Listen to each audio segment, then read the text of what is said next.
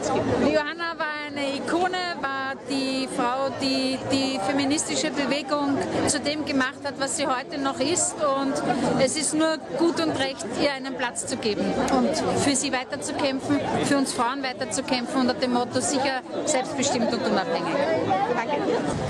Also ich habe sie einfach sehr bewundert, weil sie halt jemand war, der Dinge gemacht hat, die zu der Zeit, als sie gemacht haben, nicht so selbstverständlich waren. Und das bleibt auch natürlich. Das ist nichts, was irgendwie vorbeigeht, weil es gibt immer noch viel zu wenig Leute, die sich einsetzen und die auch sozusagen gegen alle Widerstände irgendwie Sachen bewegen.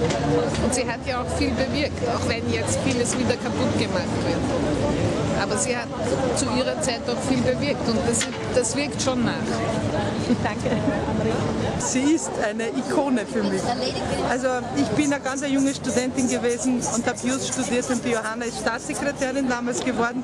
Und ich glaube, eine ihrer ersten großen Sachen, die sie gemacht hat, war eine Enquete Frauen und Recht. Also das war für uns damals großartig. Großartig. Dass ich dann selber später Politikerin geworden bin, hat auch einen guten Aspekt gehabt, weil wir haben wirklich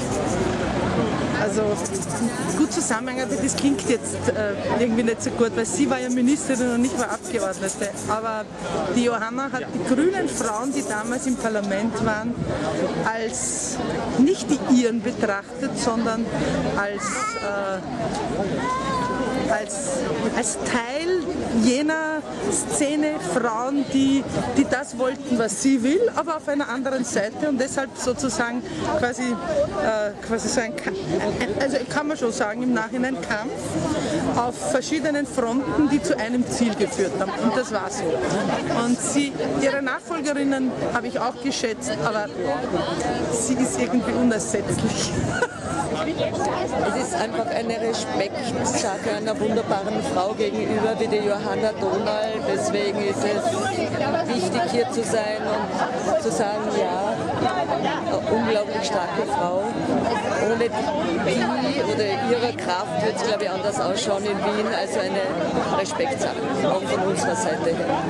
Die Johanna war ein ganz großes Vorbild. Die war einfach eine der ersten Kämpferinnen für Frauenrechte, die ich selbst kennengelernt habe. Und ich kannte sie ja sozusagen aus den Medien, bevor ich sie dann selber kennengelernt habe. Das war dann im Zuge von entwicklungspolitischen Dingen und im Zuge meiner Frauenhausarbeit in Innsbruck, wo ich ja mitgearbeitet habe.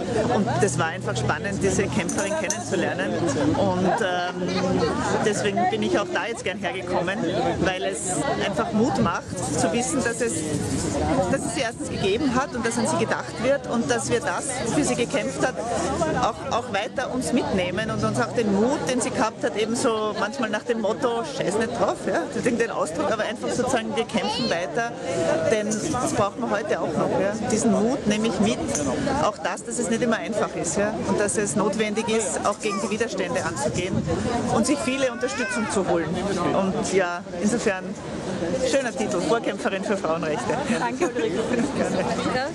Und sie hat immer gesagt, was ihr wichtig war und notwendig war und das habe ich total an ihr geschätzt.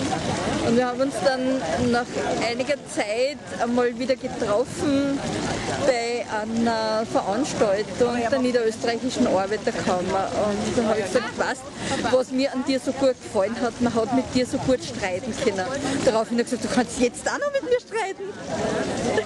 Und das ist die Johanna, eine streitbare, eine, die sich einsetzt für Frauenrechte, eine, die nicht locker lassen.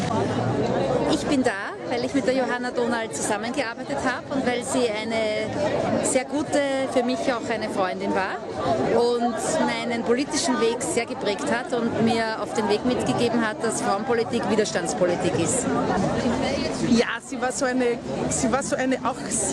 nicht eine Kompromisslose in der Sache, sondern auch eine Kompromisslose, die das mit ihrer gesamten Person, Körperlichkeit quasi auch manifestiert hat. Und ich beneide sie nicht darum, was sie aushalten musste. Ja?